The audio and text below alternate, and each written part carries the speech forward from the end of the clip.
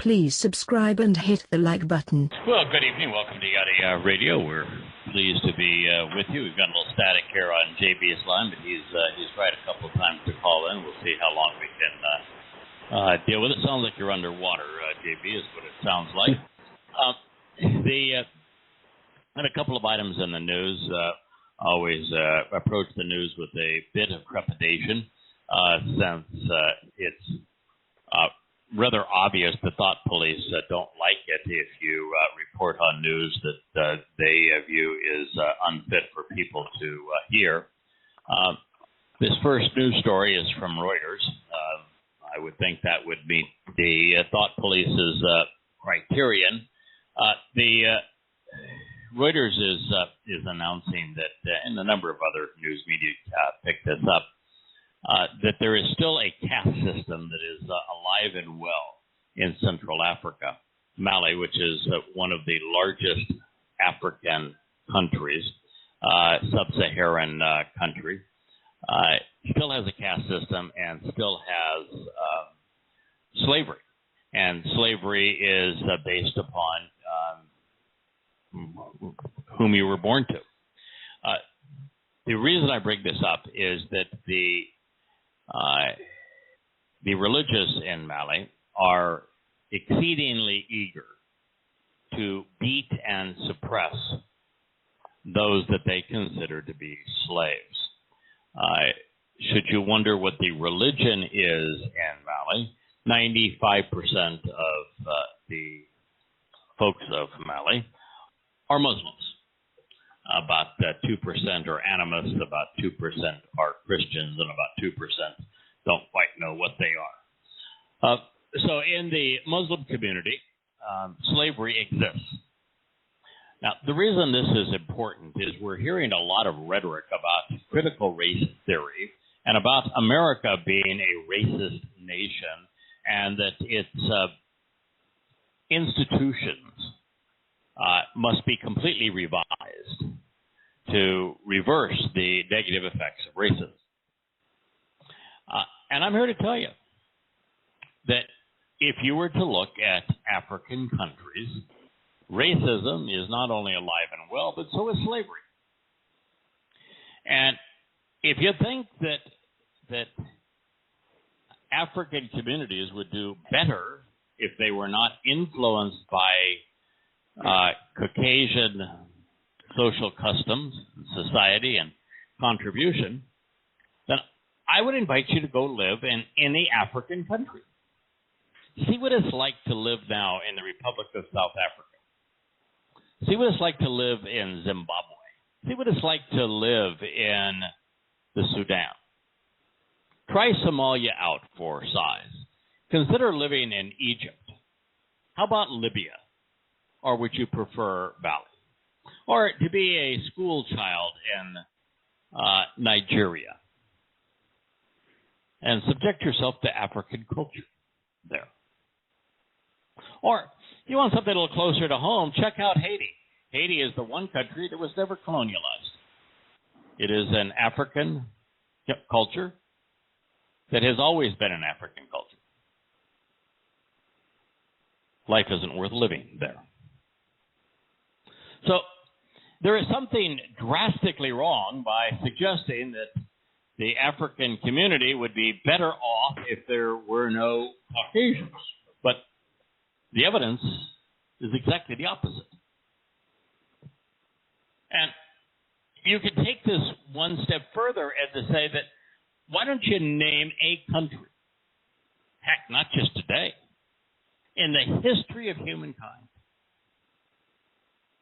where regardless of race, you have opportunity for education, opportunity for advancement through that society, opportunities economically, society, in all possible ways. I would like you to name a country where there are fewer restraints on upward mobility in the history of humanity. And the fact are, there are none. Never. So this myth that we need to teach critical race theory to somehow undo the wrongs that have taken place in America is utter and complete nonsense. That doesn't mean that there aren't some Caucasians that are racist. And the more we continue to promote critical race theory and Black Lives Matter, there's going to be a whole lot more of them. But there are actually more racists among, percentage-wise, among blacks than there are among Caucasians. So I just thought I'd bring that to your attention. There are a series of riots right now that are taking place in Lebanon. And you may wonder what's going on there. The protests are sponsored by Hezbollah. Hezbollah wants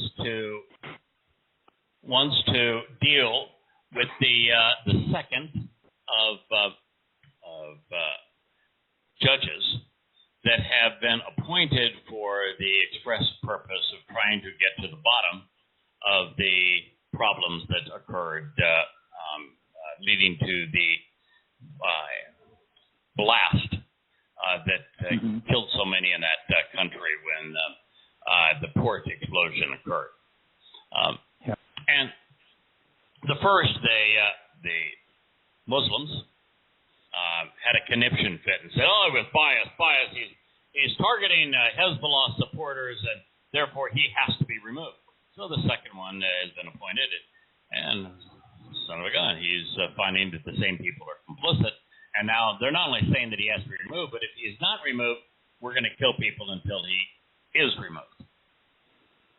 And that's why they're rioting. So why would Hezbollah be so concerned that the truth would be ascertained regarding the port explosion? You guys have any idea? Well, it's probably because they're involved. Absolutely. Yeah, there was a Russian freighter carrying what aluminum nitrate was the fertilizer. That's a weapons-grade material. It arrived there, and everybody thought, oh, well, it's the ship just needs to unload its cargo, do a little repairs, and they'll be on their way.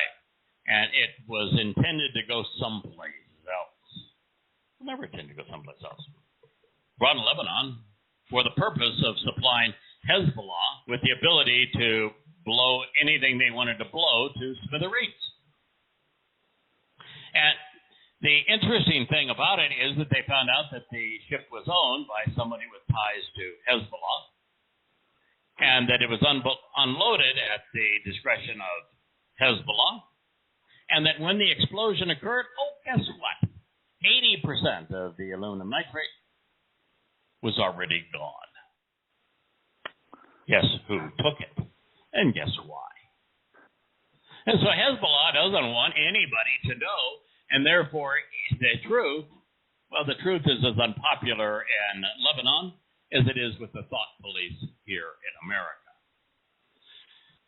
Speaking of truth being unpopular, U.S. pastors are now, God, I'm looking at this moronic dude in his Hawaiian shirt with a sports coat over it. And he is addressing a Waveland, Mississippi audience in his church. It's got his artificial ficus plant there and of all of the accoutrements of the religiosity. And he's saying that you don't need to be vaccinated. And if they're telling you to be vaccinated, you need to threaten to sue your employer based upon religious discrimination. So where is it in that rubbish that Paul inspired that it says, thou shalt not be vaccinated?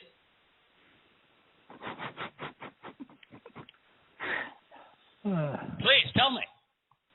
Because these morons say that it is an assault against their religious freedom for the society to say you need to be intelligent and be vaccinated, because if you're not vaccinated, you're a threat to the rest of us. You're a threat because you are more likely to contract the disease, and you're more likely to spread it. and you're more likely to need hospitalization, and you're more likely to deprive otherwise sick people of hospital resources, and you are exceedingly likely to cause this pandemic and all of the controls and negative influences of the pandemic to be prolonged because of your stupidity. But nonetheless, it must be there somewhere in the Christian New Testament, or the Christian have become exceedingly conspiratorial. And if you believe that the Christian New Testament was inspired by God, why not believe that the vaccine is some kind of a government tracking mechanism, or that they're out to do you in? But that's the case. That is the new mantra is, if you don't want to get a COVID vaccine so that you can go back to work and do the right thing to protect yourself and your family, you just claim religious discrimination. Identify yourself as a nincompoop. Speaking of nincompoops, in fact, that's way too kind a term. I should have reported this 2 weeks ago. But, we know that 400,000 Irish children were abused by the Roman Catholic Church. Yes. And yet the church remains popular in Ireland. Doesn't say much for the Irish. I guess way too many Guinnesses. Well, now the French have finished their review of the Roman Catholic Church. And clergy, priests, since 1950, have abused over 200,000 children. What a hellish organization. No joke. If the Roman Catholic Church since 1950 in France had its clerics abuse 20 children, that would be horrific, inexcusable. If it was 200 children, you'd be screaming for their obliteration. If it was 2,000 children, you'd say this organization has absolutely no right to exist because it preys on people's vulnerability with these sexual perverts claiming to represent God and threatening people with their eternal damnation if they don't comply with their perverted notions. If there were 2,000. 20,000 would be beyond the pale. If 20,000 and I were in charge of that government, I would shut down the Roman Catholic Church and say, you're out of here. We're not only confiscating all of your resources, all of your buildings, and we're giving all of this money to your victims. And you will never have access to any French child again. I would do everything I could to discredit the organization.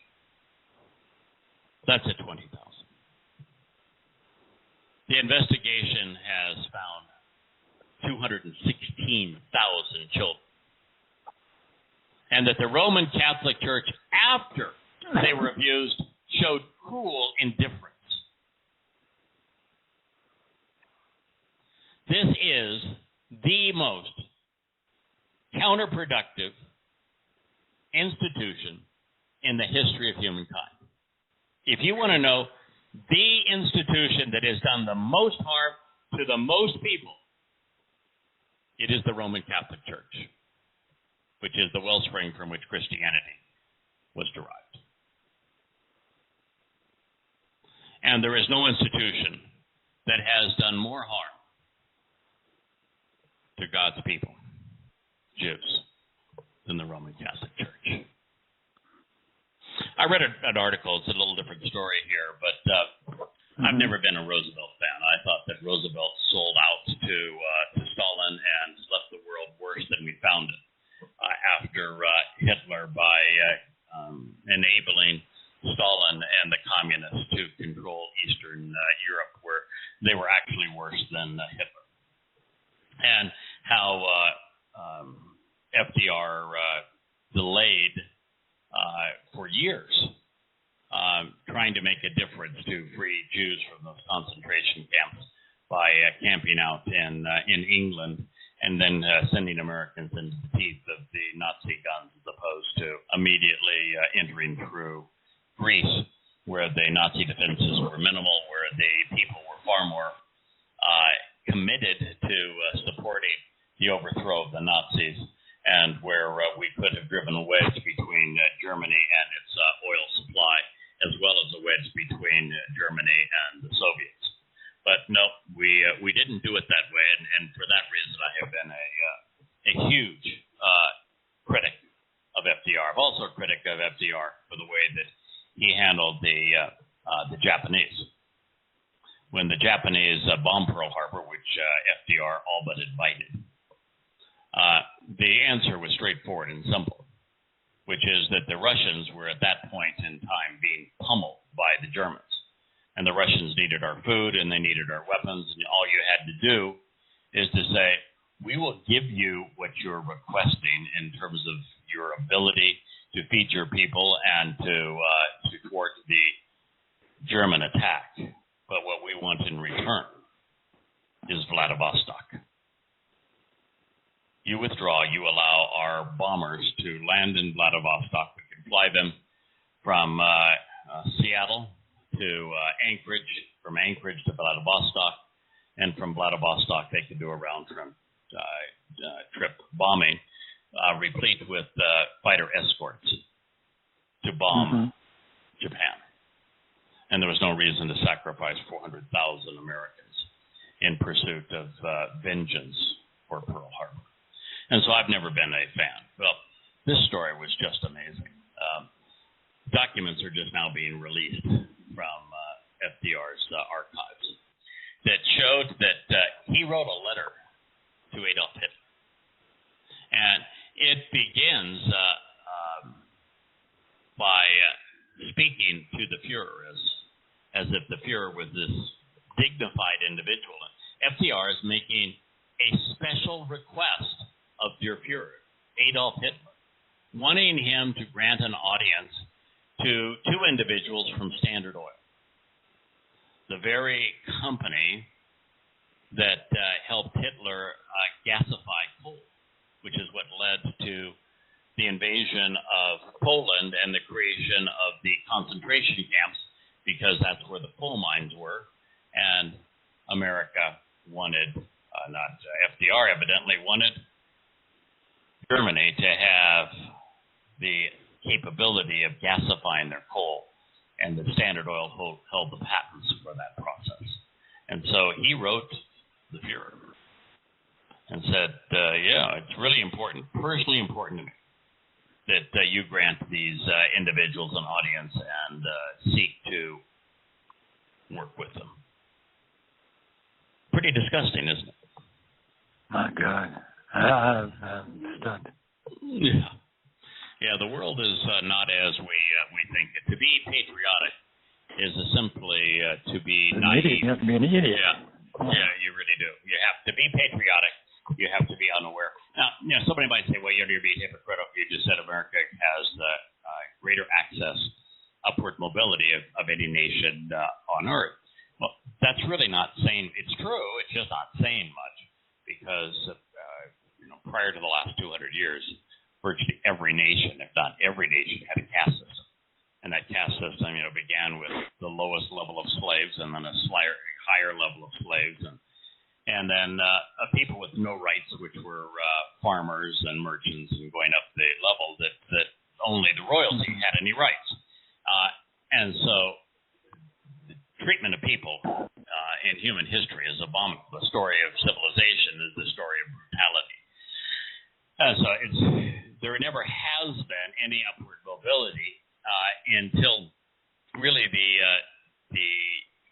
finally in Europe and the United States, nations began to break down the barriers between religion and government.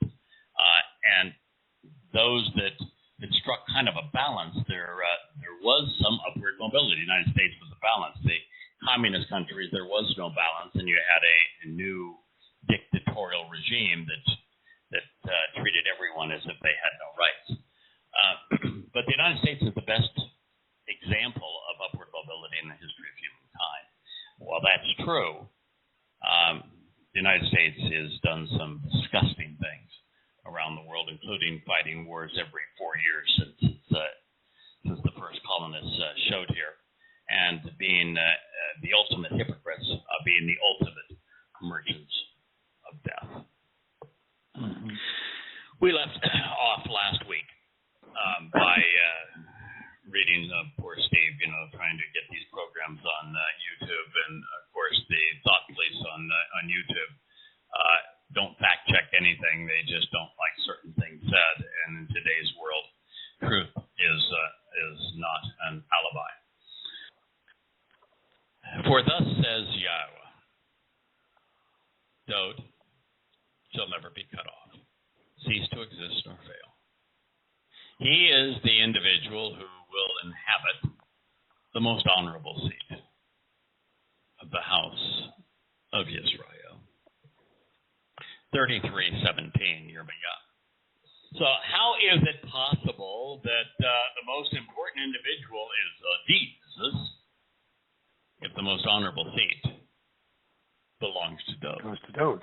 How is it that the Passover lamb suddenly came back to life and was resurrected from the dead if it's Dod is the one who will never be cut off, cease to exist, or fail? Oh, I know the answer. The answer is every time Yahweh mentions Dod, he had a senior moment and really mean to say Jesus. So if you believe that your God is a nincompoop, your God is a nincompoop, as is the one who all these prophecies came before he had a son, so he didn't know what his son's name was going to be. So Dod was just kind of a placeholder. Okay. So who was that? Who was Adam? If Adam wasn't a son. Sorry, but okay. And anyway, from Yahweh's perspective, Dod is simply the best of the best. He was not only the God's son, but Dod is the ideal antidote for Christianity, even an antidote for Judaism. We all know that he was not the best behaved individual who ever lived. He was certainly the brightest, the most articulate, one of the most Torah observant, but those things didn't make him perfect, at least by today's standards. And so when we find Yahweh saying he will never be cut off, he will never cease to exist, he will never fail, and he is the most honorable individual ever in Israel, then we know that God's criterion is quite different than ours. And we know that Paul was absolutely wrong when he promoted the notion that if you violate one of the Torah's edicts, you violated them all. The Torah is not capable of saving. It only is capable of condemning. Well, that would make God a liar, wouldn't it? Not that Paul cared, because Paul didn't much like God. We can confidently conclude that the promises Yahweh made to Dod were not given to another, because they are being fulfilled upon Yahweh's return. This day is the day that God is returning to earth. It is Dod, not Jesus Christ, who is being proclaimed as eternal and who will return to sit on the throne beside his Father. Further, the seat of honor is in Israel, not in Rome. This is not the chair of St. Peter. No mention of Gentiles here, no mention of Christians, no mention of Christ or a church. They're 0 for 4. And that's for a good reason. The reason is they are not part of Yahweh's plan. And they're not included among his people. It was not long ago that we learned, and we will continue to hear, that God is going to annihilate all Gentile institutions, as well as those institutions that have been influenced by the Gentiles, which would include the Haredi, the ultra-Orthodox, the Orthodox, and Reformed Jews. Well, this is, what we came to confirm when we dove back into Yirmiyah. It is so intriguing that, particularly with God's next statement, it's a crushing blow to the aspirations and the claims of Rabbinic Judaism. Now, long ago, power-hungry men pushed the thresholds of free will. They said because God is an advocate of free will to the point of democracy, if you will, which they, by the way, never believed in, because to be a rabbi or to be a chief priest was to impose your will on others. But nonetheless, they said, okay, God's in favor of free will. Therefore, if there are 10 rabbis and one God, and the 10 rabbis want one thing, they can outvote Hashem, even if the matter is prescribed in the Torah. So they conjured up some replacement theology of their own. These self-serving and egotistical clerics claim that all of the instructions, the rights, the privileges, the benefits, the promises afforded to the lowly, except one, in their exclusive role as priests on behalf of God and his people, now belong to them, without any of the restrictions or the requirements. Now, what is the one thing that they didn't claim that was prescribed to the Lowy? The Lowy could not be compensated. They could not own the land. Yahweh said, I'm going to put you in a position where you're essentially the mediators between me and the people. You are going to officiate at the life and death events of the Moed Mikre.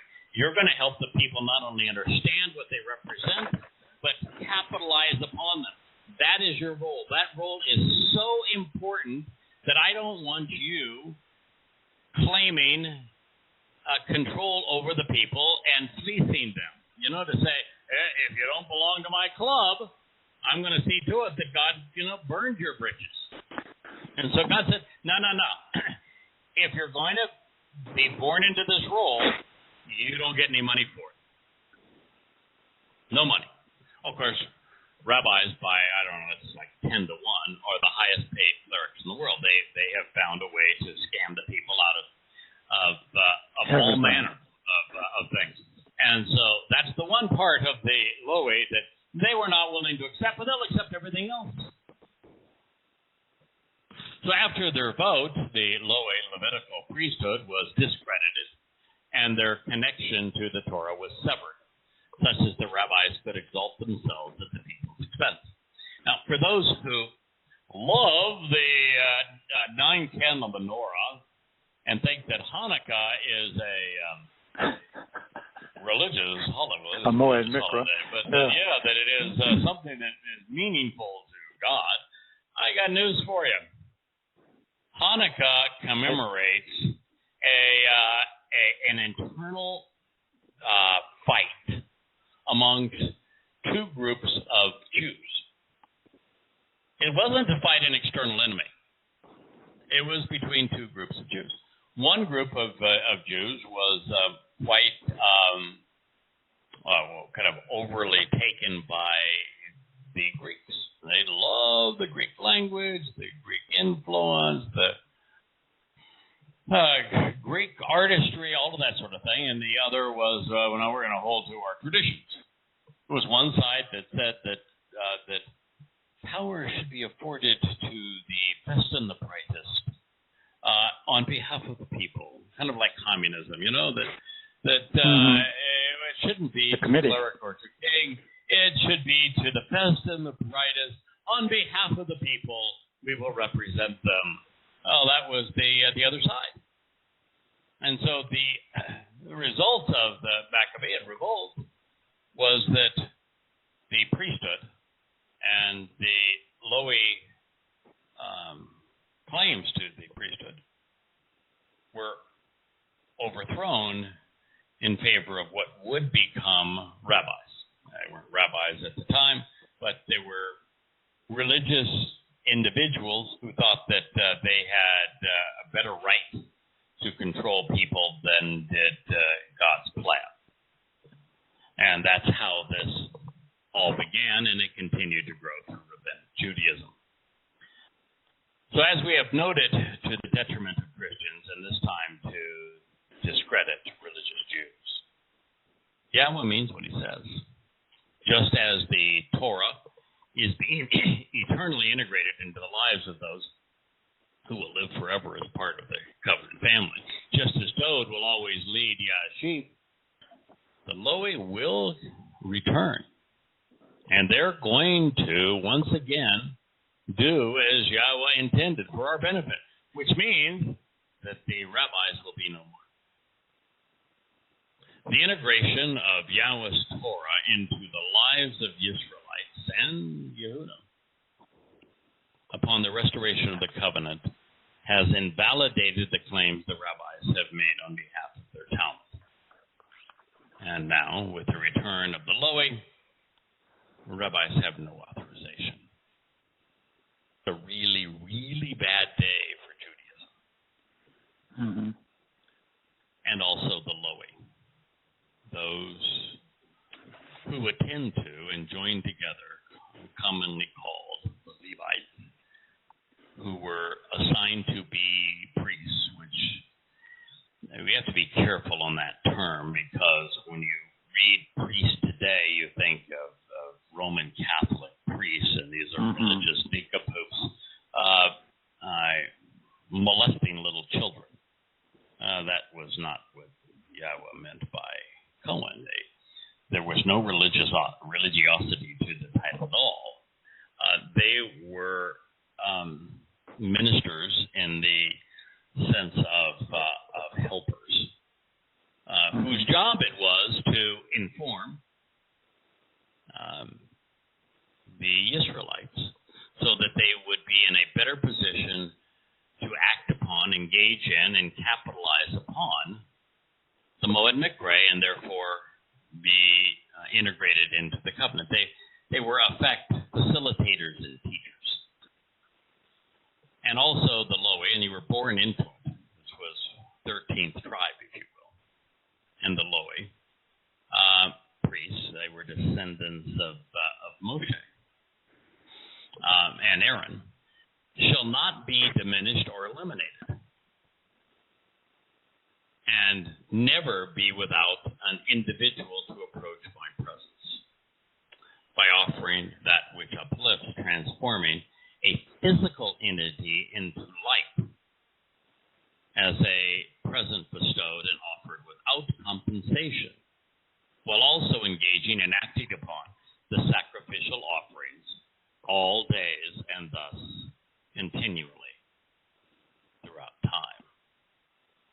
This is Yirmiyah 33:18. This is the prelude to Yahweh's affirmation of the covenant. So I know, Kirk, you've done some analysis of the Loe and of the Cohen priest, and then as that migrated into the Shabbat judges. But before we get there, let's just analyze this particular statement.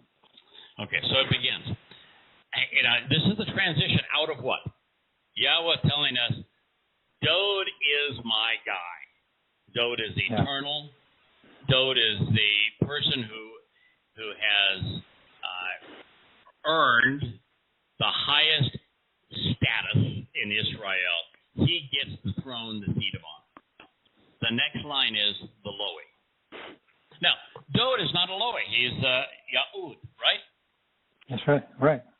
Yeah, but guess what? On Yom Kippur, somebody needs to sprinkle the blood of the scapegoat on the mercy seat, on the Kippur.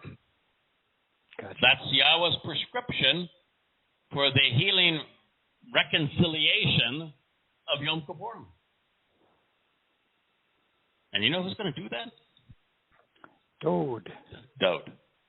So when it says that the Loe will never be without an individual to do what needs to be done, Dode is going to be dressed up like a Loe priest, and he is going to be the one person who can perform the role that Aaron was asked to do. So the whole story about what takes place on this day and why it occurs, and the whole explanation is told in great detail through the prophet Zechariah, but here it's being reinforced in Yirmiah. Dode is the guy. He's going to step in and be dressed up as a Loe priest and going to perform the role of the high priest to facilitate Yahweh's reconciliation with his people on Kippurim in year 6000 Yah. And so the Loe shall not be diminished or eliminated and never be without an individual to approach my presence. Yeah, it's Dode that's going to reestablish the Loe. Mm-hmm. You know, a good king, a good leader, does not work alone. They work through people. Mm-hmm. All good leaders work with and through people. Dode is going to accomplish what Yahweh wants done in part through the Loe. Not exclusively through the Loe, but in part through the Loe. They're going to be reestablished. Now, this is what's really interesting. They say they're going to approach my presence by the Allah Olah. Allah Olah. Now, you'd be told that this is a sacrificial offering and a burnt offering. But there is no burning associated with Allah. And Olah is written exactly like Allah in the text. And it means to rise, to uplift. Mm-hmm. Nothing burning here. The Allah Olah is an offering which uplifts. It means to go up. And how are we going to go up? By transforming a physical entity into light. Qatar. Yes. Morphing matter into energy through combustion to join together and enclose. Thereby engaging in an offering to approach, converting and adapting by burning something savory.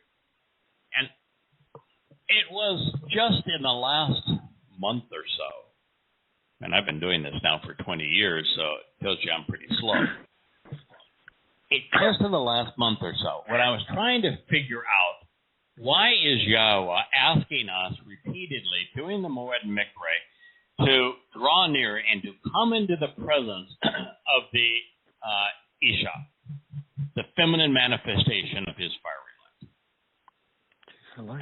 And I always assumed that what he was doing, and I think I'm correct, is asking us to come into the presence of the set-apart spirit, our spiritual mother, because she represents light and our enlightenment. She helps to purify us.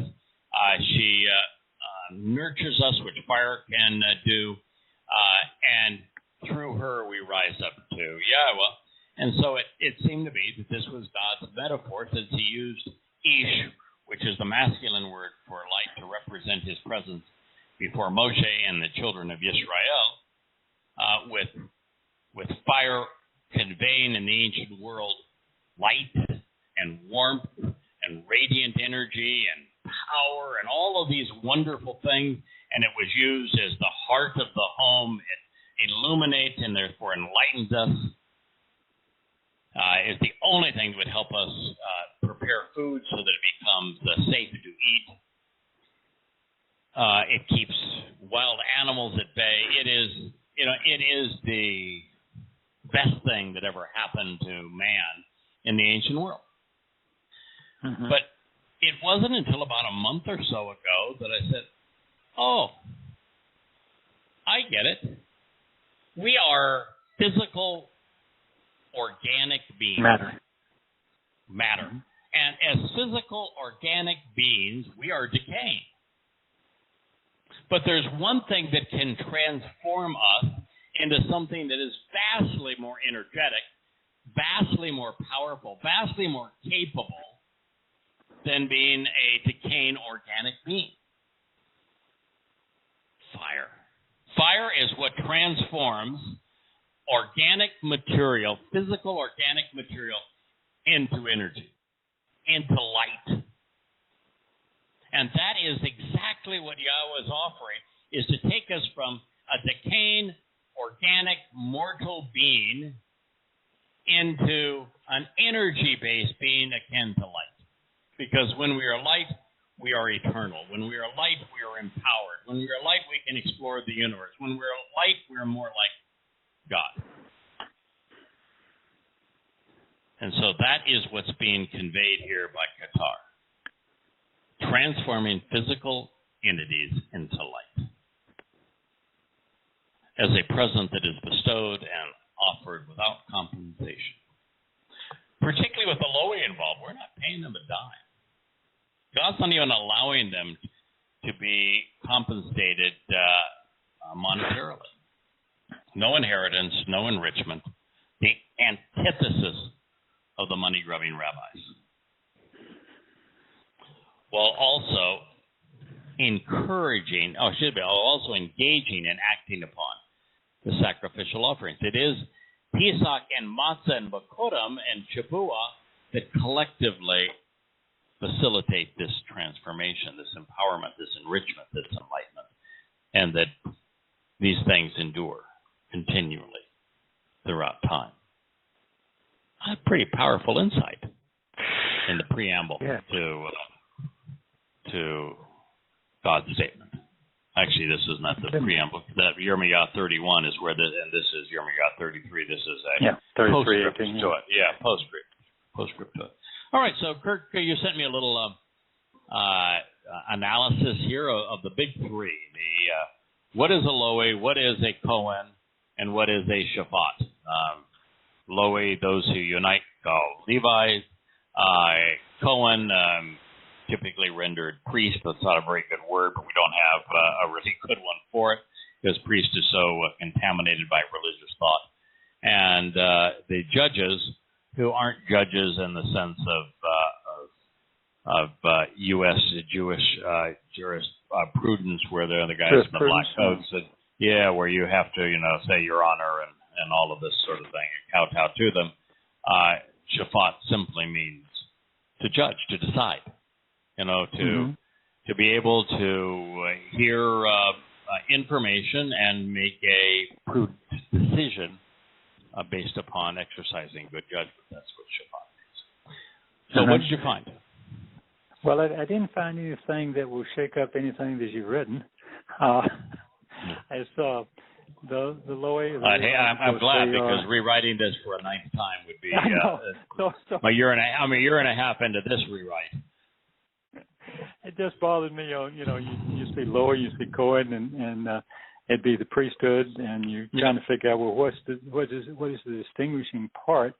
And of course, Yahweh starts with the Lowy, which comes from the line of Jacob and Leah, and it's a family that's set apart for the service and then there was the tenth of the witness. They would take care of that, which they would carry that around. They were part of Aaron's family later after the Exodus from Egypt.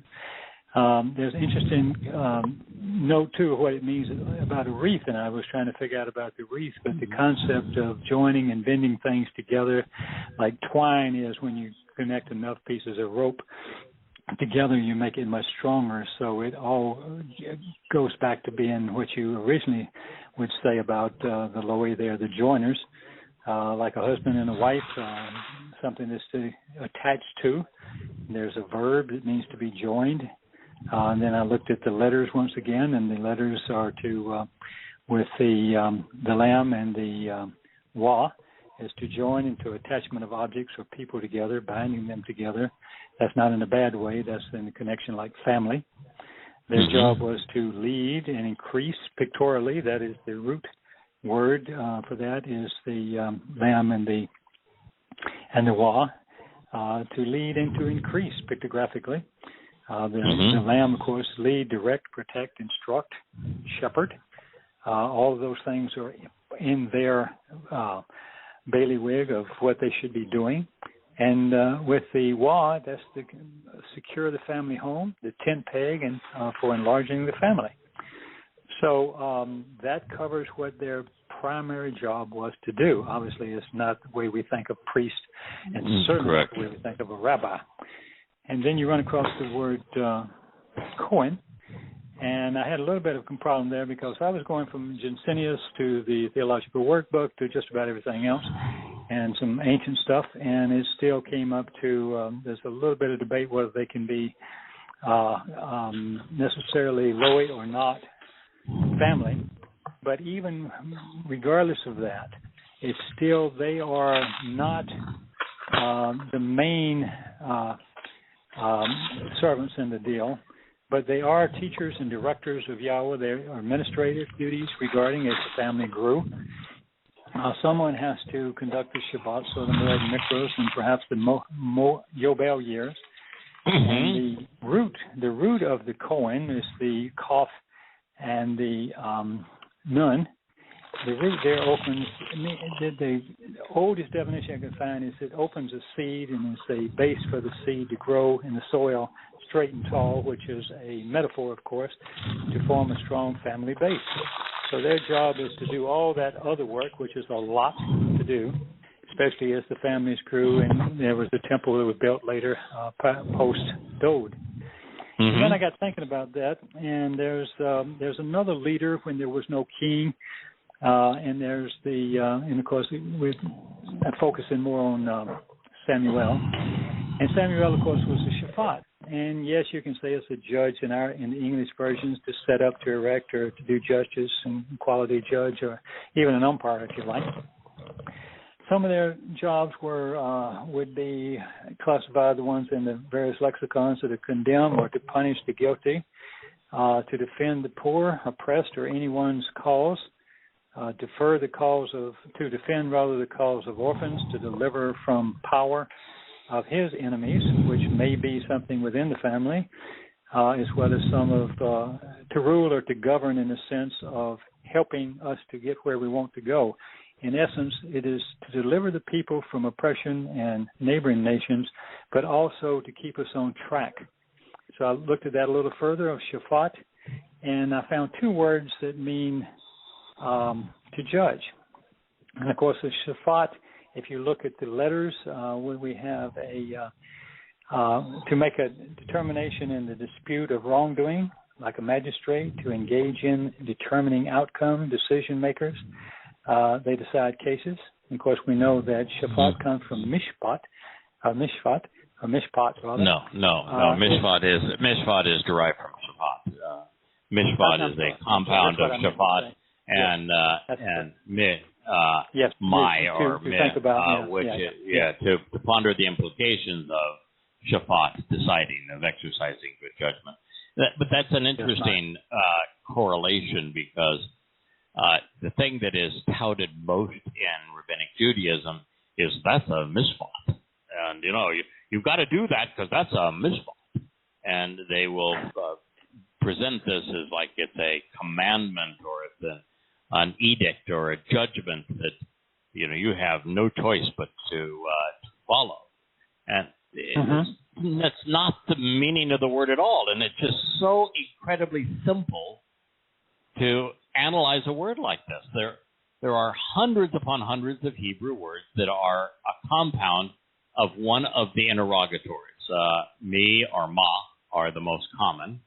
And then a word like Shaphat after it, or mitzvah is another, where it's a compound of my, the interrogatory that encourages you to contemplate the implications of, and shawa, which is the terms and conditions, to instruct or to direct, particularly regarding terms and conditions of a relationship agreement. And mishpat is a combination of to ponder and consider the implications of making good decisions, shafat, deciding, thinking rationally, exercising good judgment. That's what the word means, and it's so simple that that's what the word means. You wonder why it is that the religious are so they skirt all confused by around these it. terms. Yeah. I don't know. And then they'll try to render it as some kind of a law. Yeah. Right. And then they if you have a law, then you have to have a word for obey. But they don't have a word for obey. They just make it up. I know. Let me pause for 1 second on that. Yeah. There was three. I did the same thing as we was doing this, and I looked up all the words for obey, and of course we know there's no word in Hebrew for obey. You can't have free will with that context, but they always translate shama, which means to hear. Shamar, which means to watch over, to observe, to carefully consider, closely examine, and then they use mitzvah, which means directional. Look up 6680. It's that's the strong number. It says directions, to point out the right directions to go. It's a set of instructions given to someone on a moral or physical path. He's pointing to the Moed Mikros. How that becomes obey when you have so many times when Yahweh says, of your own free will, consider doing this for me or whatever. It's just, you cannot have, and he doesn't have a Lord. Look in Jusinius, which I did. This takes me in a whole bunch of different directions, but you look up Lord, and my gosh, it's Baal, Astarte, on and on and on, pages and pages. You cannot have a Lord. He doesn't call himself a Lord. He calls himself Father. He hates the word Lord. And you cannot have, if you have a Lord, you got to have obey, and so you have to twist all these words. So if nothing else, this little mini little workshop I did for the last couple of days is to prove beyond a shadow of doubt that these guys are horrible. They mislead everyone because they want to obey, and that's the whole thing about the rabbis. But I would say one other thing on Shaphat. When you look up Shaphat, you'll find there's another word, which I hadn't really considered until this today, actually, and it's din. And I hadn't looked at that as 1777 for anyone wants to look it up, as JB always advises you to do, and I take that advice. It means to execute as a delate, a yod, and a nun. It's judgment and vindication. It's help. The oldest meanings I can find is to help someone to sail straight. It's a direction, direct ones in his course. Authority to rule over quarrels from the root word, the delate, and the nun is the one who restores life. I love this. His judging, giving advice to us because he wants to restore our life. And I like that because it starts with the delete, which always makes me think of the doorway to life, and the beginning of life is the nun. So you have the doorway in the pictographs, the nun, the beginning of life. Every time I look at the delete, I also think of Dode, and it's just you can't find rabbi, you can't find Lord, you can't find obey, you can't you can find rabbi. It's one of the most common Hebrew words. You can't find a rabbi. It's Rob means to be exalted. Rob means to be exalted. They in their competition with God, they chose to exalt themselves. The height of arrogance is these nincompoops constantly brag that they are Torah observant, and what they're doing is they're actually calling their Babylonian Talmud Torah.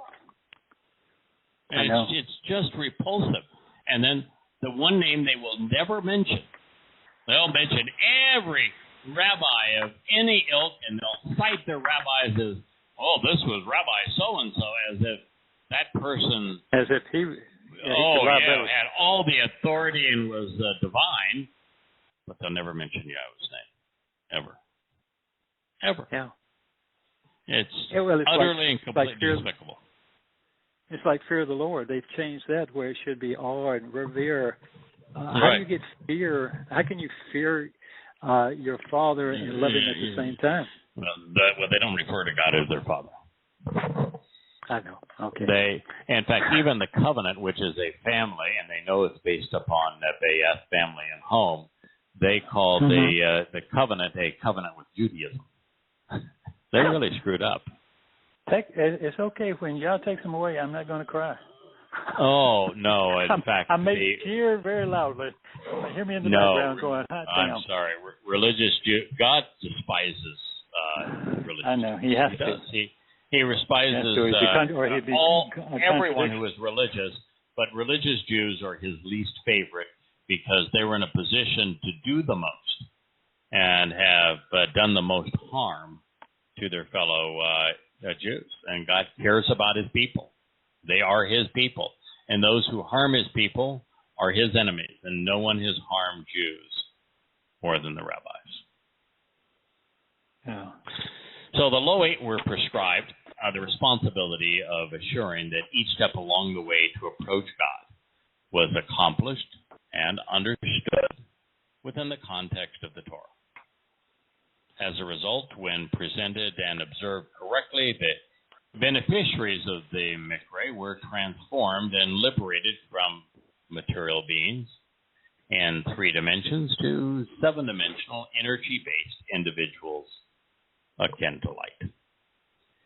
This empowers us so that we can appear before and relate to God.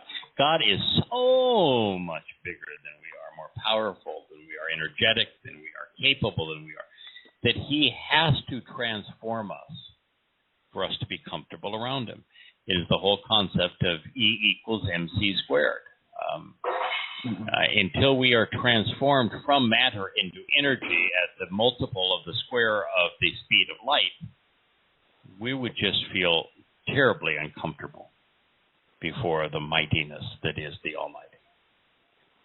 Now, admittedly, you will not find Qatar rendered as transforming a physical entity into light or morphing matter into energy through combustion in any lexicon. Even though every definition includes burning, where wood is converted into radiant energy and light. Everyone, but they can't make the next step. They acknowledge combustion and the aroma of smoke that results from it, as well as the word's association with achieving a favorable result, which several lexicons define as approaching and engaging by joining together. Now, I simply extrapolated from these connotations based upon what we have learned, and it seemed reasonable to do so in recognition that this is about entering Yahweh's presence through Allah and Olah being raised and lifted up, and the Yahweh's preference for the metaphor of fire. And that's why God gave us a Nesama conscience, so that we could think our way through these things and come to understand them. And this is a profound insight that has been there for us to grasp hold of for a very long time. And it is in this manner that we come to know what Yahweh is offering and what he expects in return. Now, Hebrew as a language dates back at least 6,000 years. And 6,000 years ago, man did not have a word for this concept of transformation of organic material through combustion into energy and therefore light. We had no concept of Einstein's formula of energy equals mc squared. Energy equals the mass times the square of the speed of light. Similarly, I was talking to Leah, my wife, the other day, and she was talking about how she was so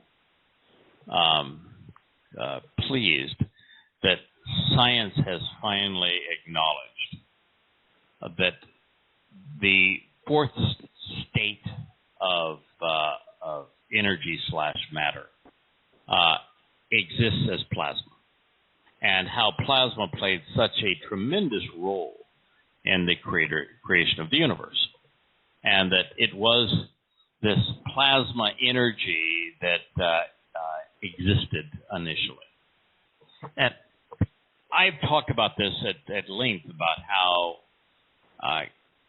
when science tells us that the universe was created 13.8 billion years ago, all that they can tell us is when quarks were confined, when this plasma cooled to the point that was actually something solid, material.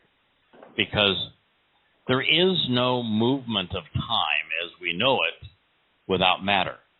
In a totally energy-based environment, time simply exists. And so it does not flow until matter exists. So when Yahweh was talking about the existence of the mayim, which we translate as waters in the creation account, it dawned on me that that's the only Hebrew word for fluid. And plasma is essentially a fluid. This transition between energy and matter. It's a fluid, a superheated fluid, and that is likely what he meant when he was using mayim, because there was no other word for fluid in the Hebrew language, and yet that is this enormously important concept of creation and of when the universe actually came into existence through the Big Bang. And so what I've always told people is, so long as we're using the proper conclusion about the temperature at which quarks are confined, and they're no longer in this plasma state, which there are a number of assumptions, and we really don't know the temperature. That is the amount of time from that time existed. But there's an undisclosed amount of time prior to that time, because the enormous input of energy, of light, as God describes it, during the Big Bang, that could have occurred billions of years before the universe cooled sufficient for quarks to be confined and for time to move. But I do think that the whole use of mayim was to describe fluids, just as guitar here is used to describe this transformation of being material and organic to an energy-based being. And the words have all of that history laden in them. And it's some of the clues by the way, for mayim is that it's the plural of an interrogatory. The Hebrew word for that we translate water as fluid, it's the plural of an interrogatory. It means question the questions. You better really ponder this. That means there are lots of questions here you ought to be searching for, because the word really is the plural of to question, to ponder the implications. Wow. Isn't that interesting? Yeah, so there's just so many fun things. Question to question. Yeah, it's the question. The question. You ought to be questioning this. It'd be good for you. So, progressing through the words, the next word we found in that remarkable statement that we just read. Well, I guess we read it about 4 hours ago, if you're about the time. But no, I'm just kidding. The statement was, and also the Loe shall not be. And also the Loe priest shall not be diminished or eliminated, and never be without an individual to approach my presence by offering that which uplifts, transforming a physical entity into light, morphing matter into energy through combustion. As a present bestowed and offered without compensation, this is mincha, as a gift which is allocated and allotted freely, from a root meaning to bestow and portion, while also engaging in and acting upon the sacrificial offerings, Shabbat, all the days and thus continually throughout time. So as we progress to the next word, it's mincha. This is the word that comes up a lot in rabbinical discussions because every rabbi wants to postulate what mincha means, and he's got his own bit on it. It is the two rabbis walk into the room. What do they talk about? Well, mincha. It's it is a bit of an enigma since as a noun. Everybody seems to have an opinion of what it means, but no one really knows what it represents. Leaving us to consider its verbal root, which is where I like to go when pondering a word, which forms a picture of Yah providing something to his children, which is a present that is bestowed and an offering without compensation. It is a gift which is allocated freely. So, what is that?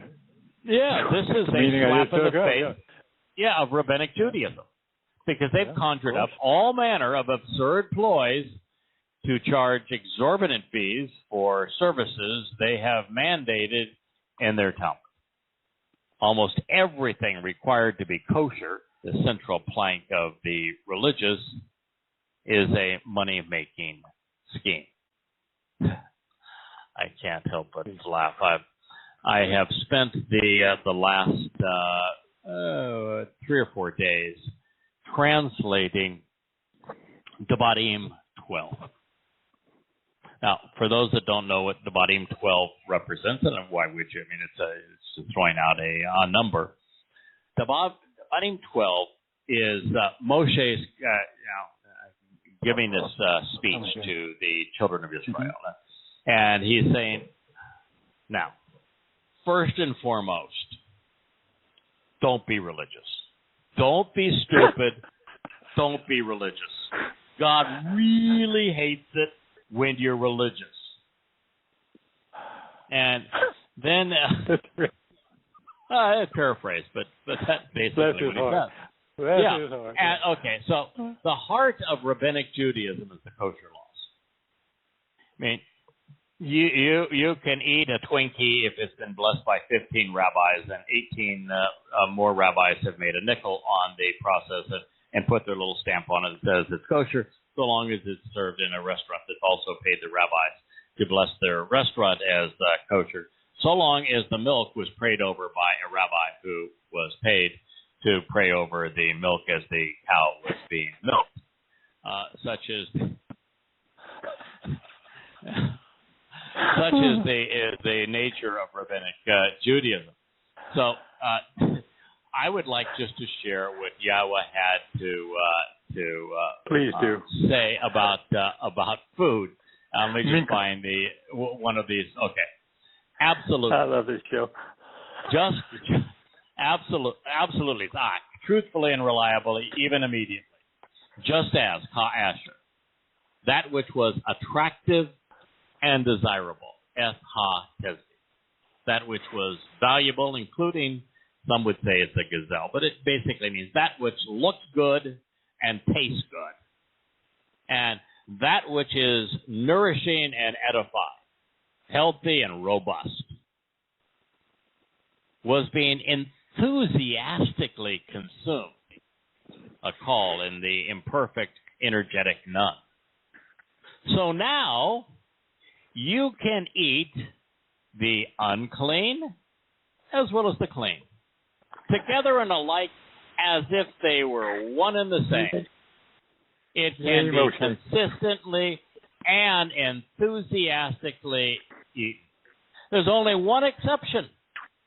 Be absolutely steadfast and certain with a hard and fast rule that you never consume the blood. Yeah, fair enough. There's too many bad things in the blood. Yeah, that is correct.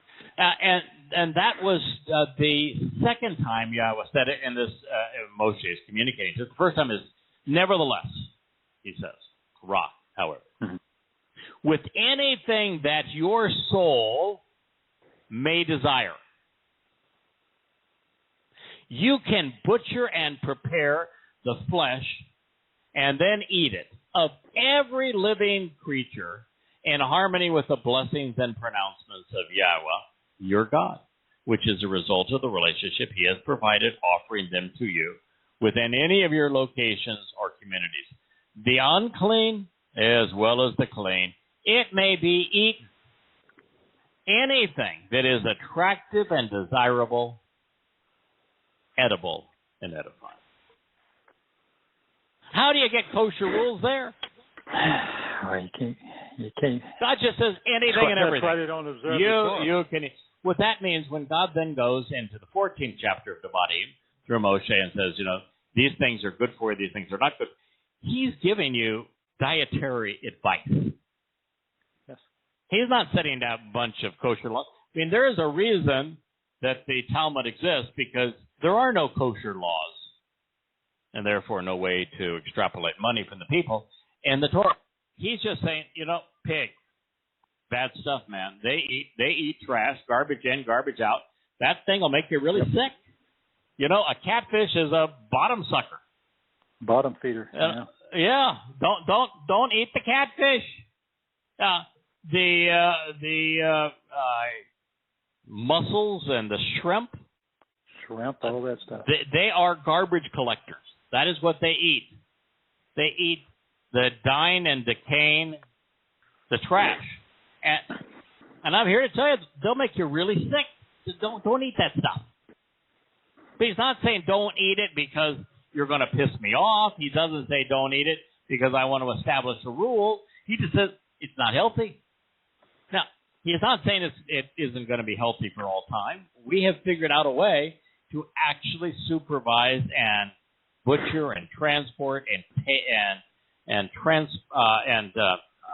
refrigerate pork, things like pork and shrimp, lobster, such that God wasn't talking at the time that Federal Express existed. But now you can harvest lobster in Maine and have it in Santa Barbara the next day. We now have ships that when they capture the crab, they put them in these freshwater tanks. I don't know, freshwater, but chilled water tanks. And then they go to a processing plant where they're immediately flash frozen and brought to you in a very healthy way. So God's saying, eat whatever you want to eat. If it looks good to you, it is good. And that has been my diet for a long time. It's called the seafood diet. If you see it, you can eat it. It's one of the reasons that I need to exercise to keep the weight off. That's why you're building a gym, right? So yeah, that's why I'm building the gym. So God's really clear about this. I'm not establishing a bunch of damn rules that you need to obey. I'm going to offer you some dietary advice because I'm offering you a lot of advice. I created these animals to be nourishing, and I created you. I've got a pretty good idea how this all works. So don't eat the damn vulture. What do vultures eat? Dead animals. Dead animals. Yeah, don't do that. That's roadkill. Don't eat roadkill. Don't drink the blood, for crying out loud, which makes Catholics look pretty foolish. Not that they need any help looking foolish with their transmutation of ordinary grape juice, which they claim becomes the blood of Jesus, which you're then supposed to drink for the remission of sin, when in fact it is a sin. Should they be right? Of course, they're lying, which I guess two wrong things are right. Religious right anyway. Yeah. So God's really clear on this. Don't be religious, which means don't follow the kosher laws. You can eat whatever you want to eat. So, while the meaning of Shabbat is undisputed, it means to prepare an animal for consumption. As a matter of fact, in one of those two statements I just read to you, Shabbat is there. It says, you can prepare any animal you want for consumption. When we Shabbat, we are not, however, preparing something for Yahweh to eat. Yahweh does not need to eat. Now, I do think that Yahweh is capable, in fact, I know for certain that he's capable of manifesting an aspect of his nature in a material way so that he can eat. He did it with Abraham. We're going to be able to do the same thing. Yeah, he ate with Abraham. So, Well, it means we're going to prepare something to cook it. The purpose is often misappropriated, that participants are not offering God anything, but instead are being nourished by the result. Said another way, every day will be a feast. Now, I've shared this also, we mentioned even on tonight's program, that through Albert Einstein's formula, E equals mc squared, we come to understand the benefits of the mikveh, that we will be able to camp out with our Heavenly Father in the seventh dimension as our matter material beings are magnified by the speed of light times the speed of light into energy. Now, the reason that kol la yomim, which was at the end of that statement, may have been used instead of the more common la olam, forever, is that time is actually a function of matter because it only flows in a material realm. Until energy is converted into matter, time exists but does not move. Therefore, the Shabbat could be limited to the years between 6,000 and 7,000 Yah, which are celebrated in the Eretz material realm. Or they are addressing the days we choose to manifest physical features and enjoy the opportunities they alone provide. And they provide benefits. My wife loves to cook, and she's really, really good at it. But she says, maybe I need a wife that can cook for me. And so she was reading the Torah to say, what's Yahweh's plan on all of this? And guess who the chef is going to be in eternity? Yahweh. Yahweh says, I'm going to be preparing. Yahweh. Yahweh. Wow. I'm going to be preparing the meals for you, the wine. Wow. I got this under control. I'm going to be the one that is preparing the meals. She said, okay, that works for me. I'm not too far away from that time. I can wait. I can wait. I'll go back to the kitchen and because I'm not going to be able to do this much longer. Dodged a bullet there, didn't you? Yeah. So the prophet Yirmiyah is describing the transformation from being trapped in the material realm to being liberated spiritually on Yom Kippurim, using the words that were available to him. And I think he's doing a yeoman's job. With just a modicum of etymological investigation, we're finding really what is a treasure trove of mind-expanding revelations. This is the fun of Shamar Torah. And among them, this next statement, I think, shines brightly. If you are a Talmud-toting Jew or a Christian of any ilk, be prepared to swallow your tongue and eat your words. Well, I guess you can eat anything, so why not eat your words too? So much for the notion of a oral law, or as the Jews say, it's the law of the Torah of the mouth, is what they call it, or the Mishneh Torah, the New Testament based upon a new covenant. As with all myths, they never had a name. This is what God says next. Then the word Wadabar of Yahweh was directed to Yirmiyahu. Yahweh lifts me up, Yahweh raises me, Yah teaches me, he guides me, and I respect and revere Yahweh. In order to say, this is what Yahweh declares. Well, that's a pretty good start. You got three Yahwehs, and and in addition to three Yahwehs, you got the word. Yeah. Okay, and you got Amar to say. Actually, two of those.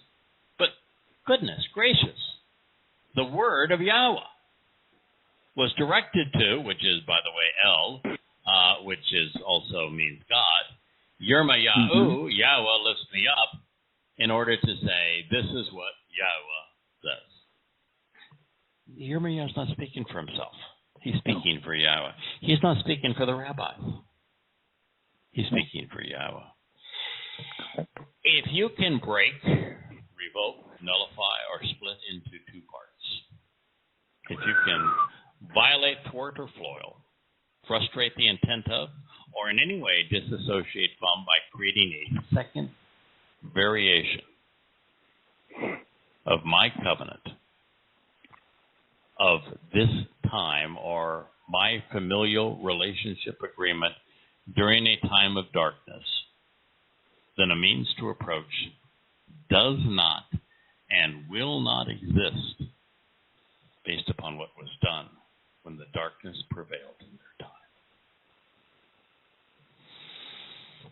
It is apparent when we read the prophets that Israel went from a brief moment under doubt to maybe a very short period of time, and it wasn't Israel at that point, it was just simply Yahowah under Hezekiah, where there was a time where a significant number of Yehudim were benefited from what Yahweh had to say, listened to him, observed his Torah, and acted accordingly.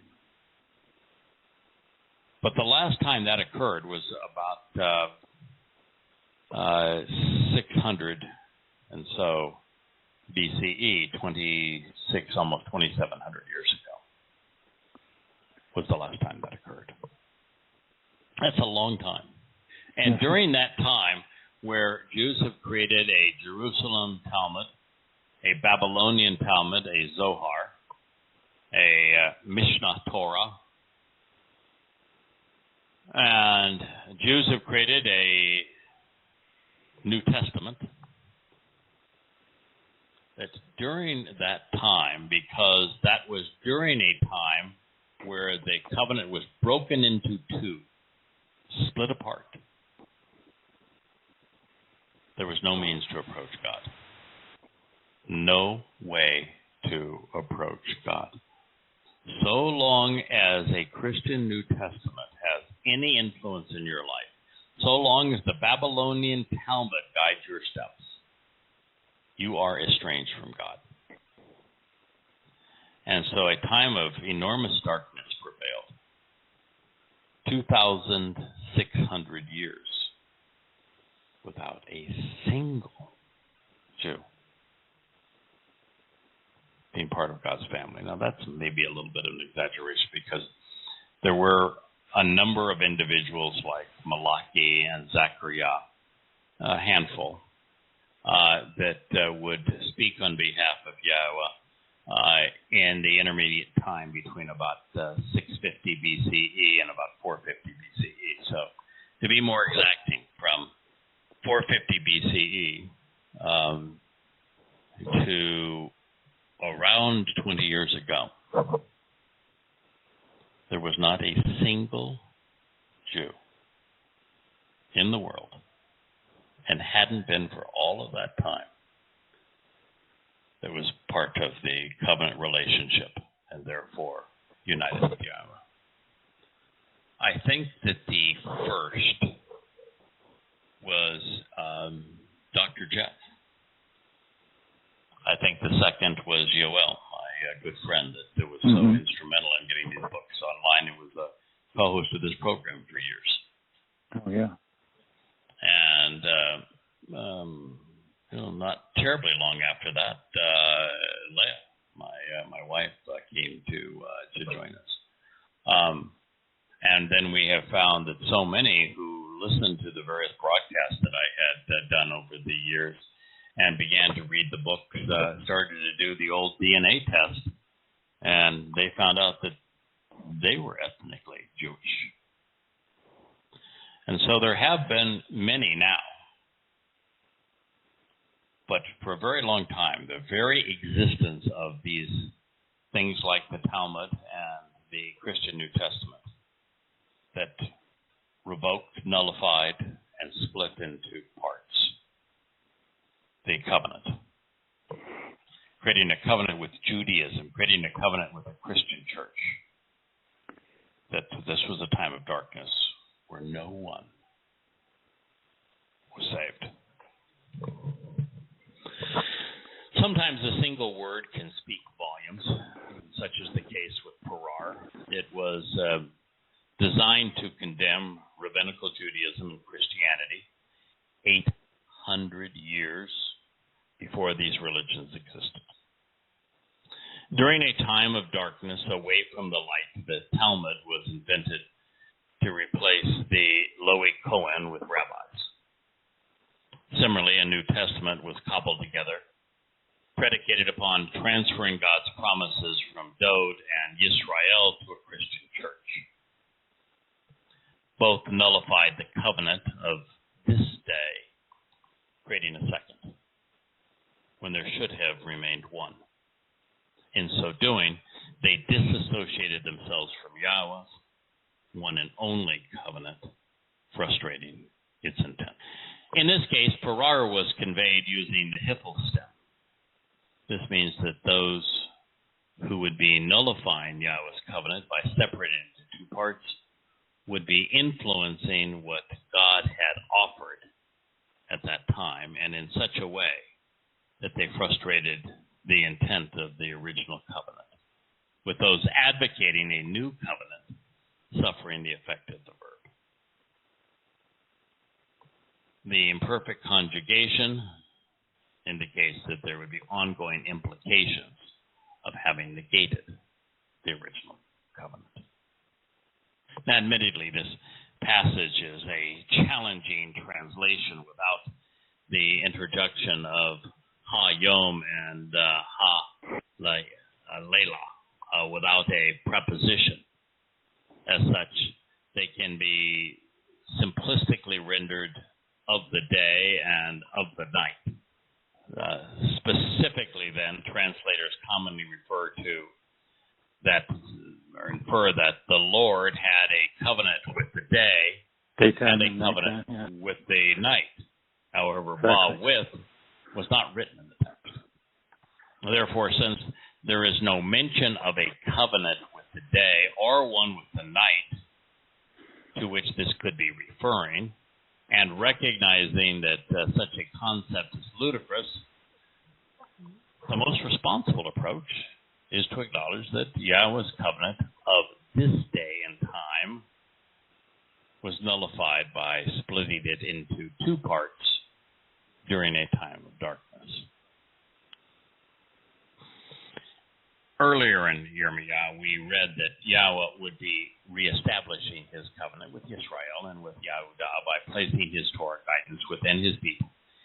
This made the notion of a New Testament predicated on annulling the Torah and replacing an Old Testament with a New Testament predicated on an entirely different criterion, teaching versus faith, absurd to the point of scandalous, just as it reputed the authenticity of the Talmud.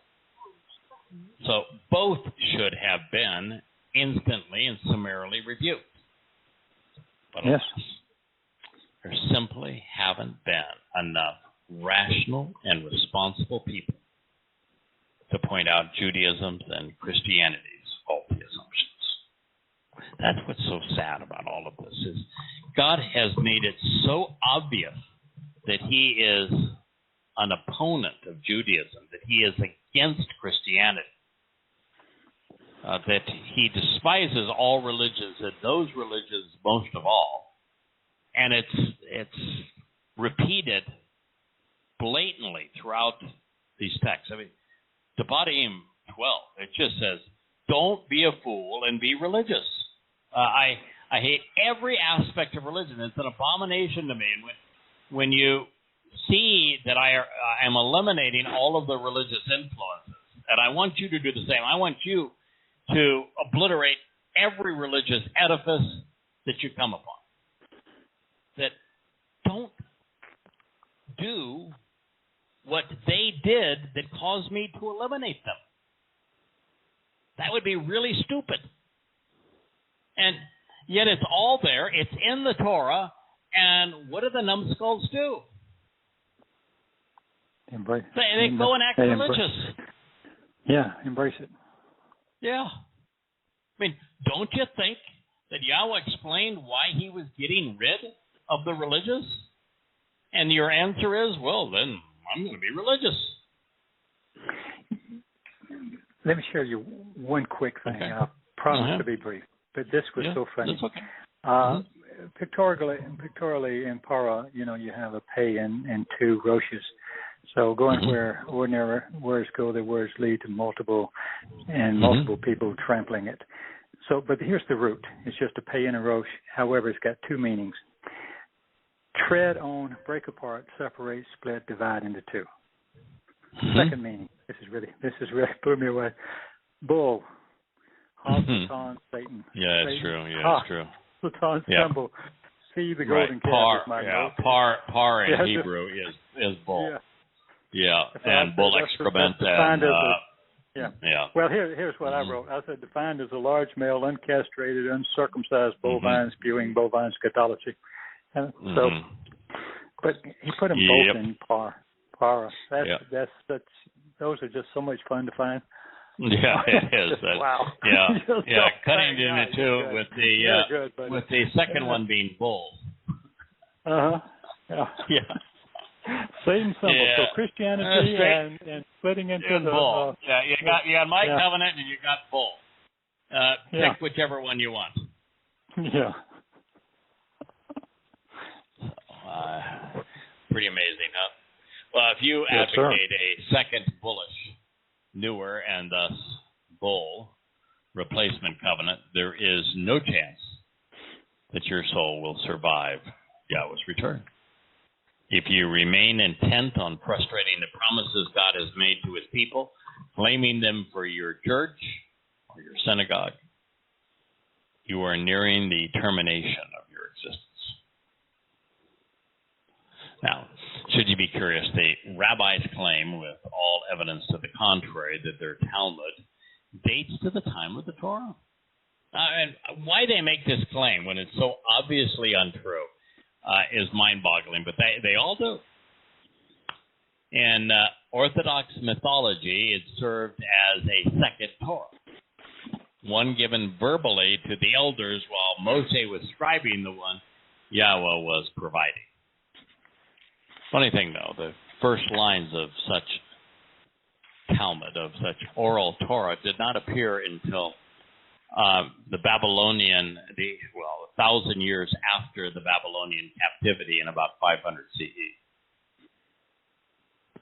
So I guess there was a 2,000-year delayed reaction. Well, they were slow. Radio silence for 2,000 years. Oh, now we've got it. And one of the things you find, like in Tavarim, it constantly says, all right, this is the written scroll of the Torah. I've given you these instructions in writing. I've conveyed them through Moshe on a written scroll. Well, where's the mention of the oral anything? Oral. There is none.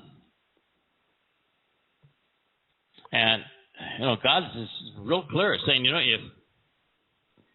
if somebody claims to speak for me and they speak on behalf of the name of any other god, like Hashem or the Lord or whatever it is the Jews are fond of using, because it certainly hell isn't Yahowah, don't believe them.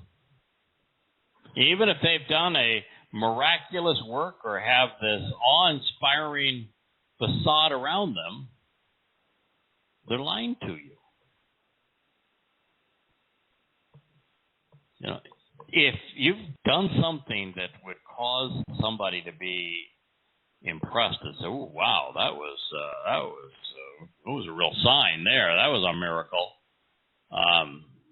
then you aren't to be believed. There was no point where Yirmiyah provided a sign. There was no point where Yeshayah provided a sign. There was no point where Dode provided a sign. Yeah, don't look at signs. No. What they provided was words. And the words speak for Yahweh. The words were conveyed in Yahweh's name. If you're offering anything more than God's words, you aren't to be believed.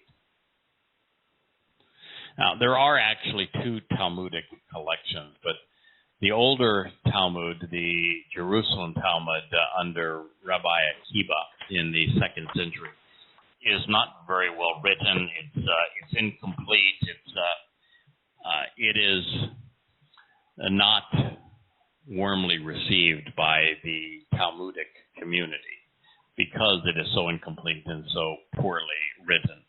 So the Talmud that is mislabeled Torah amongst the Haredim is the Babylonian Talmud. That alone, you would think, would be set off alarm bells, since Yahweh is constantly asking his people to come out of what? Babylon, of course. Babylon. So to have a Babylonian Talmud and frighteningly, and then have the prophets constantly speaking for Yahweh say, come out of Babylon, you'd think you'd be able to put 2 and 2 together and figure out maybe that's a bad idea. Yeah. Well, or nothing comes good out of Sharia.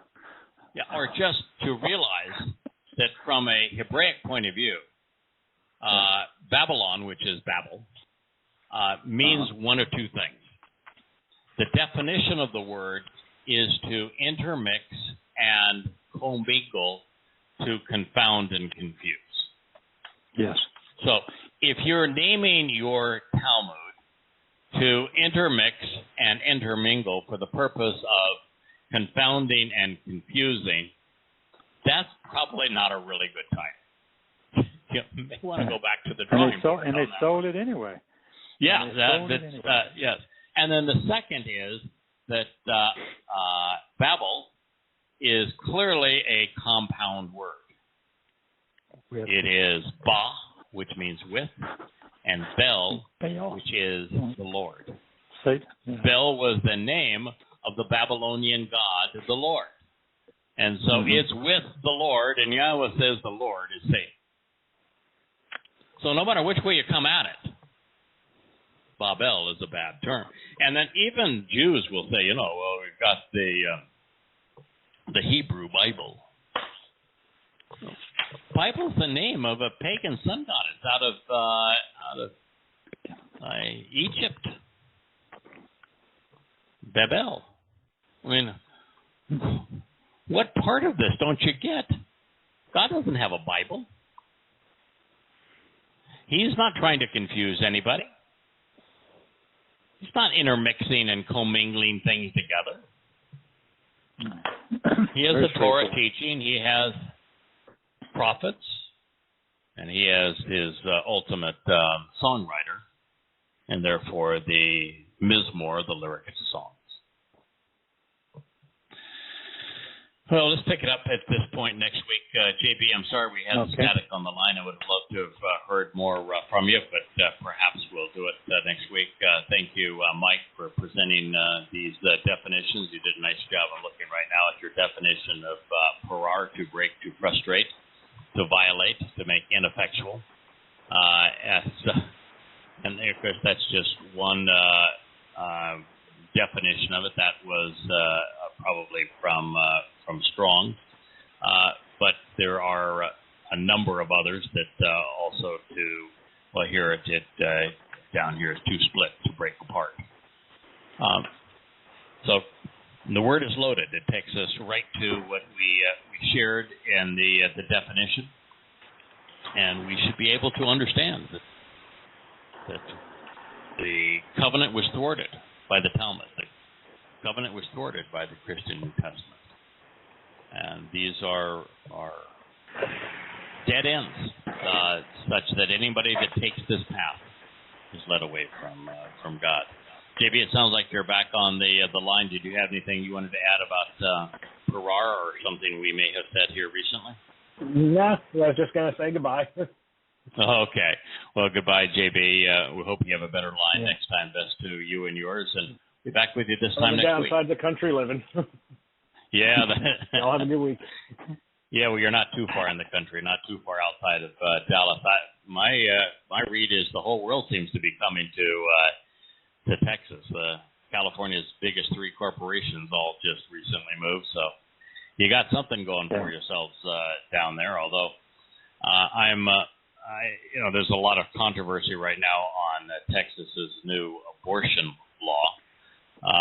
If I am properly informed, and I don't claim to be a student of this, I didn't read much on it, but my son mentioned to me the other day that you can actually be taken to court and have very severe penalties if a woman were to have an abortion within 6 weeks of becoming pregnant. Is that correct? It's something like that. I haven't looked too deep into it. It's not something I've ever really been worried about, so I don't follow it a whole lot. But yeah, it's supposedly one of the strictest in the country. Yeah, I'm. My view on abortion is that it's never a good idea that if you're too young or not prepared financially, because raising children is difficult emotionally, mentally, and financially, and you're just not prepared to be a parent. Adoption is a much better option than is abortion.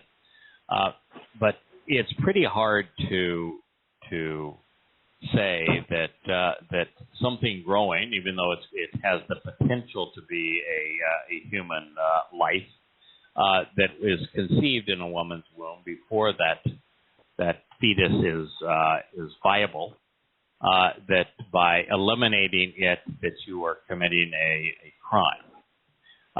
And yet, once that fetus becomes viable and is capable of living outside of its mother's womb, which is sometime in the second trimester, it's getting to be earlier and earlier, of course, now, that taking that unborn child's life that is viable outside of the womb should be considered murder.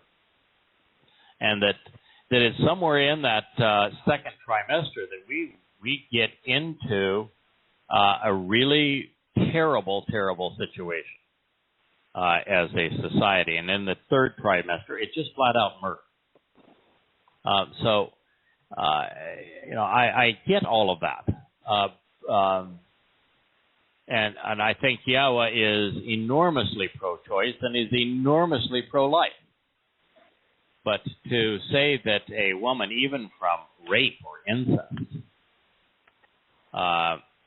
child, cannot have an abortion in the first trimester, wow, that will send a lot of people into harm's way. Abortion places, yeah. Yeah, no. Again, there is no statement in the Torah, prophets, and Psalms speaking to abortion.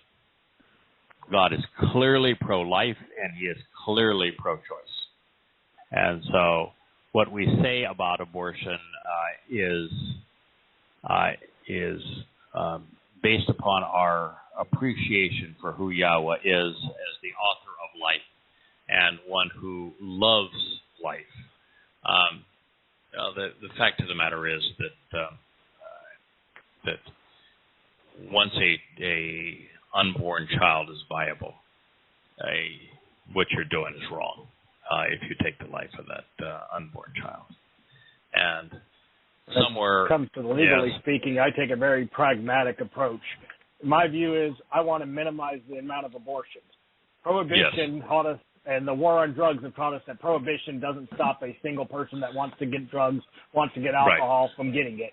Prohibiting abortion isn't going to stop a single person from getting an abortion. So it may make people feel good to pass the law, but it's not actually doing good.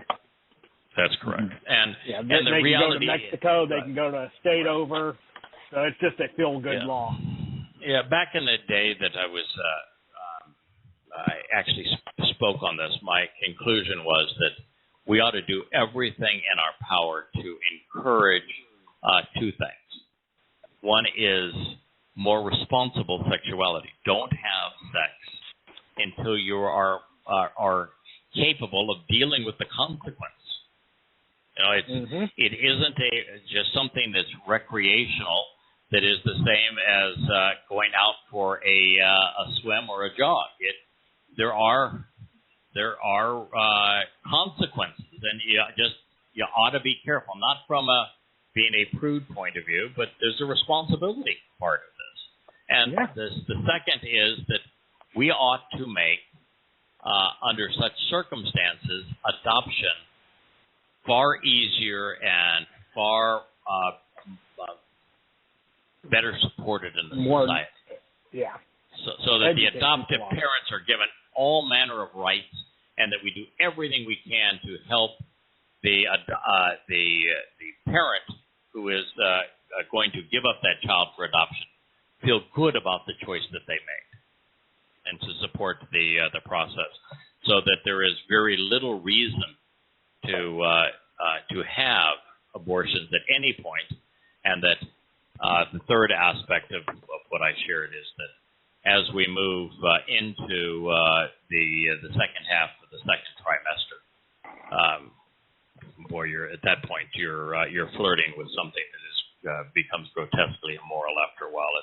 It's not a growth. Well, it's no reason you shouldn't have done it before that if you were going. It's not. You're not removing a hangnail at this point. This is a life with its own soul.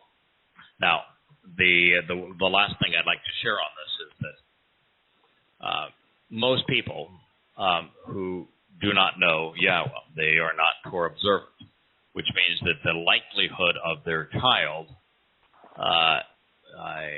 surviving mortality is exceedingly slim. So their ultimate fate is about the same either way, but still we ought to give them every opportunity to make the right choice. Anyway, but nonetheless, Texas has taken a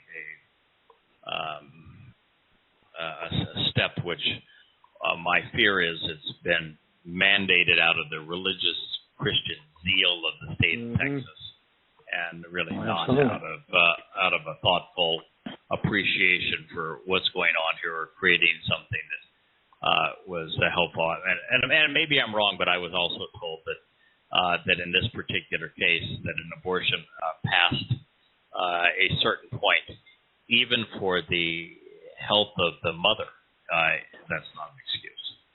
And I'm here to say that if my wife were pregnant and the child was going to compromise her health so significantly she might not survive the pregnancy, we're going to avoid the pregnancy. I mean, that's just all there is to it. That should at least be an option. Oh, it has to be an option. But that being an option, I can't imagine making the decision, nope, I want this child so much, it's okay with me if my wife dies. No, it's so you can't deprive a woman of the right to survive. So it's a lot to it. I don't think Texas has thought it through very well. And normally I'm in favor of those things that challenge the politics of the day. But in this case, unless there's something I'm missing, this does not seem to be one of them. All right, may Yah bless. We look forward to being with you this time next week, and Shabbat Shalom. Shabbat Shalom. Shalom. Good night. Good night.